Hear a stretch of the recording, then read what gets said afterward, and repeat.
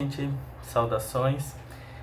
Hoje eu vou gravar uma videoaula breve, para vocês, nesse formato de educação domiciliar. Essa semana a gente vai fazer isso. Espero que o vídeo fique bom. É a minha primeira autogravação para vocês. E vamos para a nossa 7ª aula de Ética, Legislação e Publicidade e Propaganda. No tema dessa semana, a gente vai discutir a ética das imagens, conforme vai estar explicado no corpo do AVA, o texto que vai estar anexado. Mas, além disso e dos slides, hoje eu trago uma breve explicação para vocês sobre esse assunto, que é muito bacana. Eu vou fazer a fala guiada nos slides, como se fosse a aula mesmo. Então, vamos lá, abrindo para o nosso primeiro slide, a ética das imagens. Bom, a gente vai discutir de uma forma que a ética está no pano de fundo geral, de que forma o debate da imagem traz a ética, no fundo, seja na produção de imagens ou na interpretação desse conteúdo, e de que forma a construção da imagem nas relações sociais virtuais que a gente mantém hoje em dia, elas estão permeadas por uma questão ética, num sentido amplo e geral das imagens. O texto ele não traz especificamente e constantemente o termo ética, mas ele evoca reflexões que a gente veio construindo nessa timeline da ética nas últimas aulas. Então, vamos lá para a discussão a priori da imagem fotográfica. O autor nos traz a seguinte reflexão: a fotografia é uma coisa que tem um efeito real e imediato, de uma forma mais rápida que um texto. Ela trabalha com acontecimentos e com fatos, que são palavras que trazem não questionamento. Quando a gente fala de um fato, a gente está falando de uma coisa muito pontual e específica. E para além disso, a imagem fotográfica ela trabalha com uma consolidação da realidade, seja em telas, em páginas, impressas ou não. A consolidação da realidade está presente no discurso da imagem fotográfica. Para além da fotografia em si, a gente tem que pensar a interpretação da fotografia. Sempre que a gente discute fotografia, temos a recepção da imagem, não só a produção, não só o conteúdo. Então a gente tem a interpretação da fotografia. Desse modo, a gente enxerga que, primeira sensação comum a todos é que a fotografia se trata de um instante congelado, de um momento que foi eternizado por um clique. Toda fotografia, consequentemente, todo clique está passível de uma interpretação, depende de um sujeito que vai ver, que vai receber essa imagem.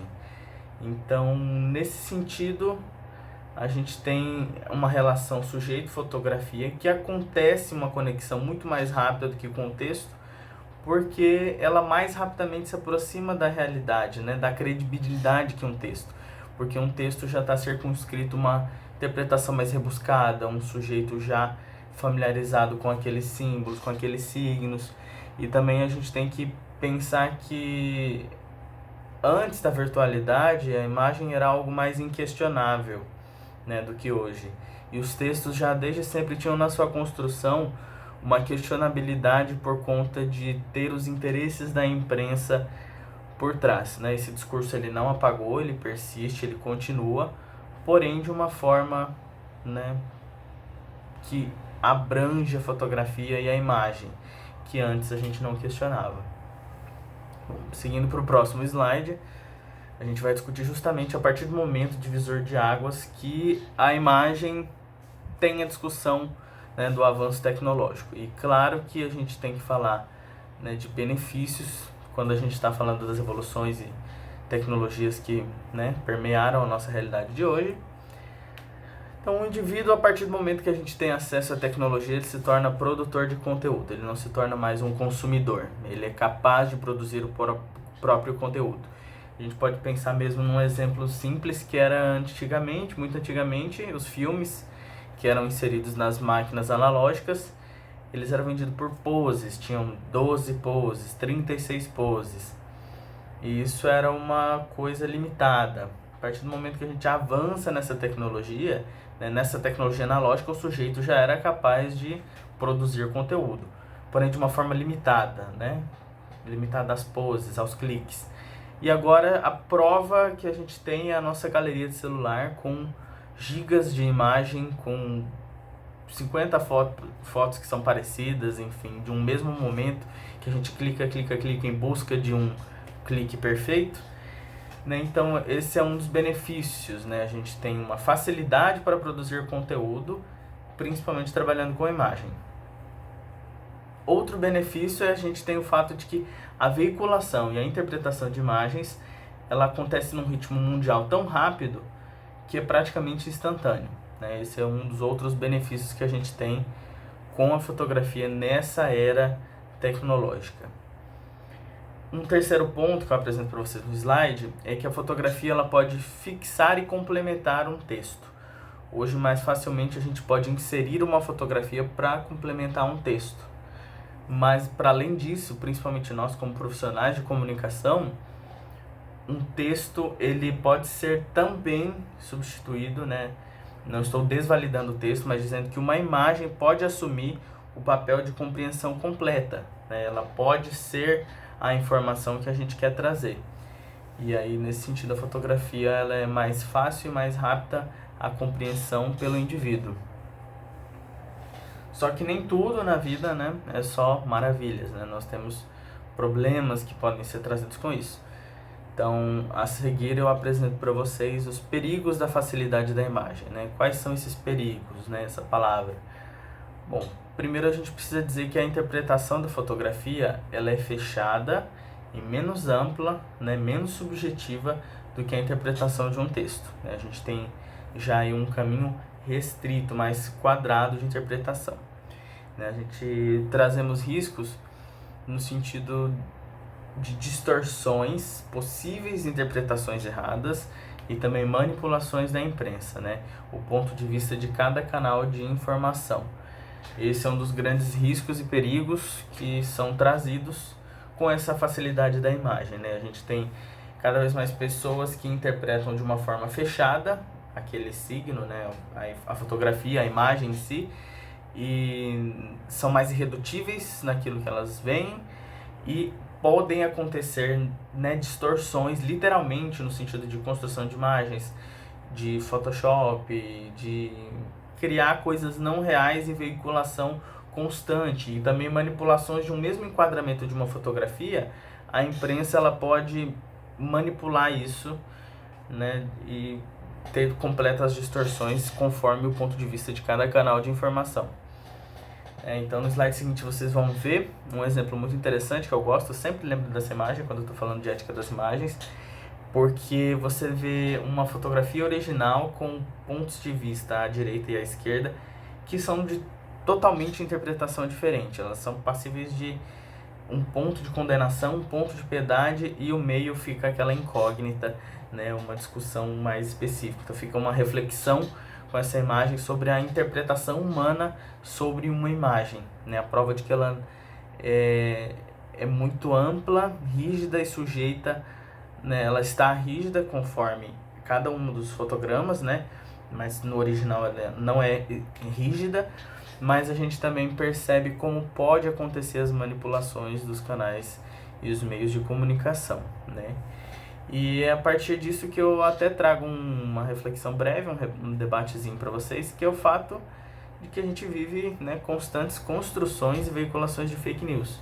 Isso é um universo proporcionado aí pelo debate da imagem nesse pós-tecnologias e facilidades de produção de conteúdo, né? Mais à frente a gente discute a alteridade à imagem nas mídias digitais. Aqui no texto, quando o autor trabalha com o termo alteridade, ele está se referindo ao outro, né? Não está referindo a outro significado da palavra, e sim ao outro indivíduo, né? O outro que não é você. Então, a gente começa estabelecendo essa relação com o outro nesse universo de mídias digitais, né? E sobre imagem como centralidade. Para isso, ele apresenta que há sempre um distanciamento em relação ao outro. E aí a presença de ciber é uma coisa constante. Ele apresenta pra gente cybercrime, cyberbullying, cyber hate, que a gente só fala hate, enfim, cyberbullying e crimes digitais, normalmente são esses outros termos, mas ele quer trazer o prefixo cyber pra gente, né, que nós traduzimos como ciber com ele. Então, através disso, ele apresenta uma predisposição que um sujeito tem a atacar o diferente, né? Através da imagem do outro nas redes sociais. Uma facilidade em rejeição, né? Por isso ele apresenta essas possibilidades de crimes e violações de discursos de ódio no universo ciber, né? No ciberespaço. E aí a gente aprofunda a partir desse momento, dessa relação com o outro, da alteridade, a imagem de si. A gente passa a reconhecer a imagem de si, porque sem o nós não tem o outro, sem o indivíduo você não há essa relação com o outro, e assim a gente precisa buscar reflexões do que a gente vive hoje. É um texto bastante atual, ele inclusive foi escrito há 2 anos, então assim, são reflexões que a gente busca pra gente em relação ao outro e ao que a gente vive hoje, né? Por isso ele tem esse discurso de ética das imagens, né? De que forma, como nós fazemos o uso das imagens para viver em sociedade, né? De que forma isso tem ocorrido, né? Eticamente e pensando sempre um linear que a gente busca unificado, né? De uma ética universal. Então, assim, hoje a gente tem excesso de informações sobre as pessoas, né? São fotografias, são postagens, são diversas redes sociais que constroem um perfil de uma pessoa, né? Os modos como cada um se apresenta nas diferentes redes sociais, Instagram, Facebook, Twitter, WhatsApp, etc., LinkedIn. Redes sociais, elas têm um escopo e as pessoas se comportam de uma forma dentro de cada uma. E esse excesso de informações dá uma sensação pra gente de que nós conhecemos o outro, de que nós realmente conhecemos aquele alguém, aquele outro, né? Só que na realidade a gente não consegue absorver, né, conhecer a complexidade de um sujeito, de um humano, através de uma imagem construída nas redes sociais, né, e pelas mídias digitais. A gente fica com essa reflexão a partir de uma imagenzinha que eu trouxe para vocês no slide seguinte, que eu fiz um comparativo entre vida de Instagram versus a realidade, né? Nós nos apresentamos de uma forma que nem sempre é real, e por isso um debate ético e a discussão da imagem, da projeção de quem nós somos e como julgamos o outro, como recebemos essa relação social, né? Então, no slide seguinte, depois dessa imagem, eu trouxe para vocês um momento de erros de interpretação do digital e do virtual. O que acontece nisso? Nesse momento, a gente pode pensar que a internet está tomando conta de tudo, porém ela não tem essa transparência real de um discurso cara a cara. Para além desse exemplo do Instagram, que a gente vê um paralelo em busca de ser algo perfeito e se projetar, né, se apresentar como um sujeito impecável, a gente vai perceber que esse discurso também falha no mundo verbal, né? A gente não tem, falta expressão no digital, né? A gente pode ocasionar em erros de interpretação em relação ao outro, porque a gente não tem tato de uma forma que a gente tem no cara a cara, né? Não se tem a entonação vocal num texto verbal digital, por exemplo, né? Não temos a expressão facial, não temos essas características, né, que auxiliam a nossa linguagem, a gente não tem no digital.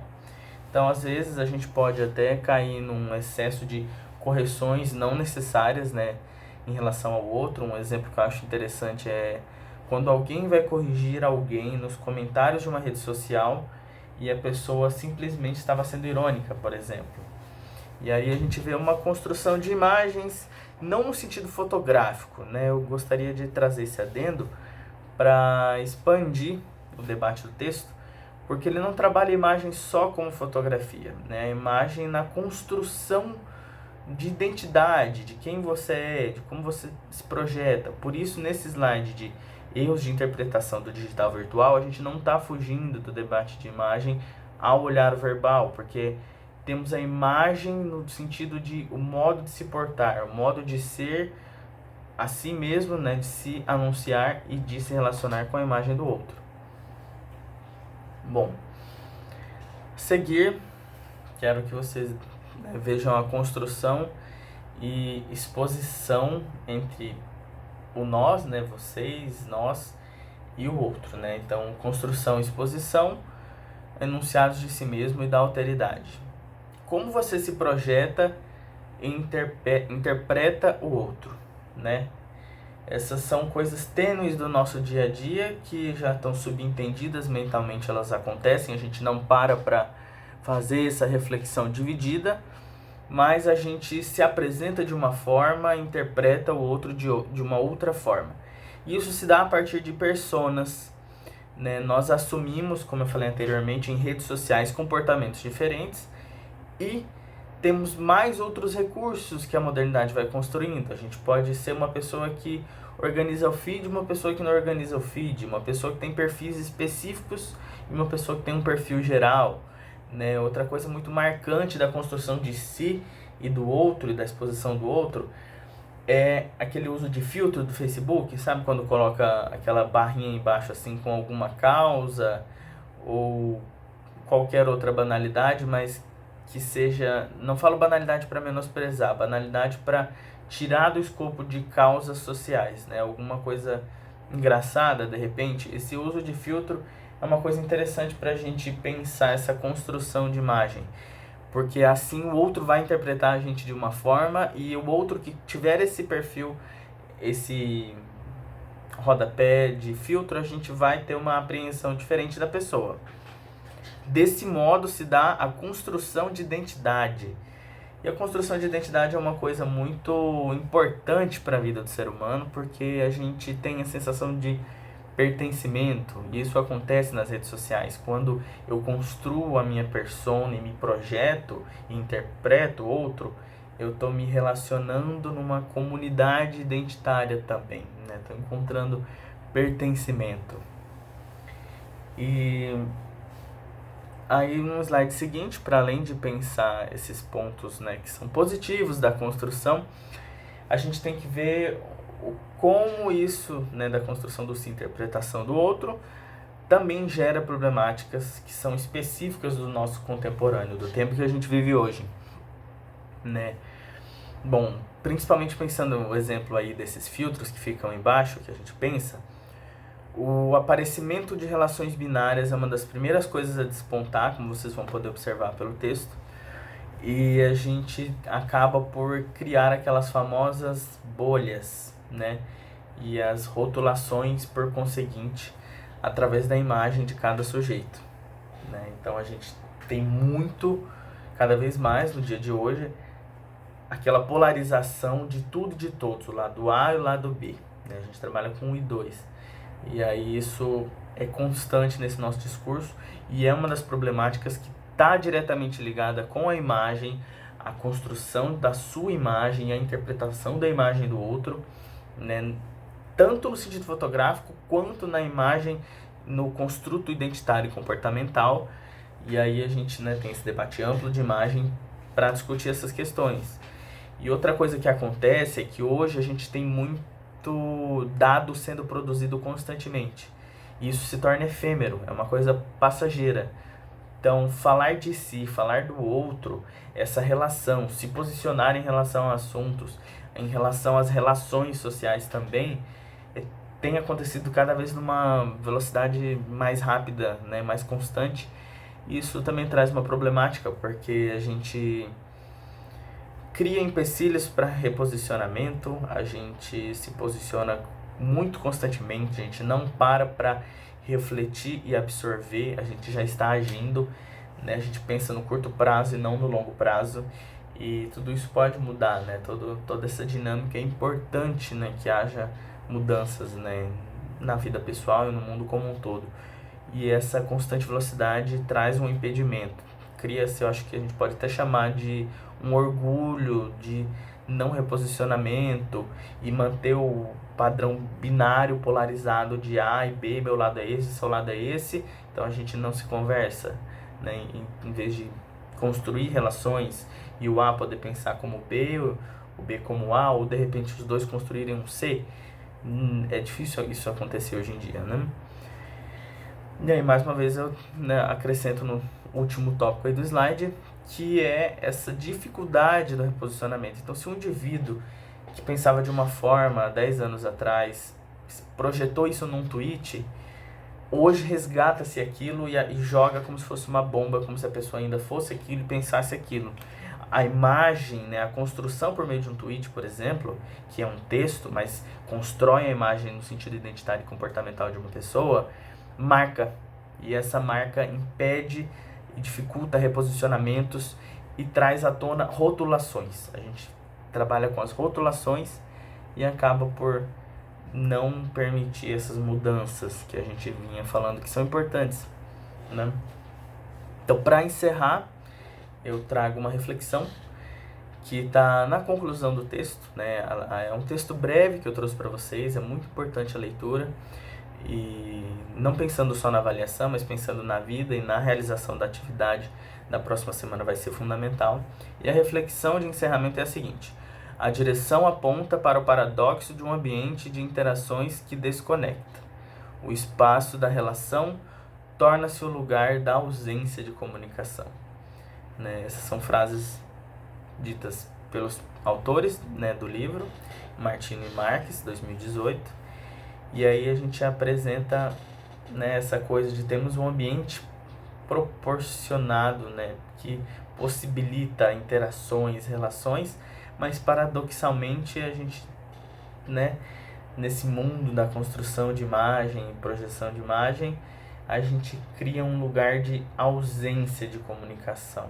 A gente polariza, né? Essa ética das imagens, a gente está trabalhando com um discurso do que é imagem e acaba por levantar esses problemas éticos de o que é certo, o que é errado, né?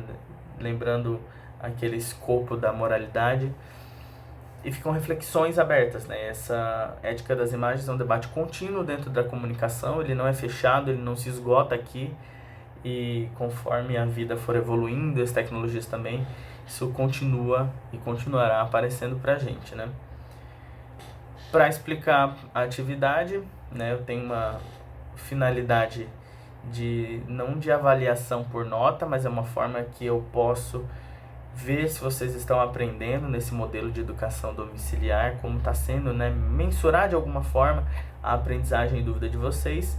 Então o exercício é o seguinte: é uma escrita individual de uma resenha crítica. Eu trouxe no slide explicadinho e frisado que resenha não é resumo, né, são coisas distintas. Né, a resenha, ela traz um resumo parcial do texto, né, trazendo um pouco das palavras do autor, mas ela tem a presença de comentários do autor, ela tem as opiniões de quem está escrevendo, enquanto o resumo não tem isso, o resumo é só a voz do autor. E aqui eu quero as reflexões pessoais de vocês e que vocês possam trazer exemplos externos, né, que estão para além do texto. Qualquer dúvida, estou à disposição pelo AVA. E é isso, até a próxima semana.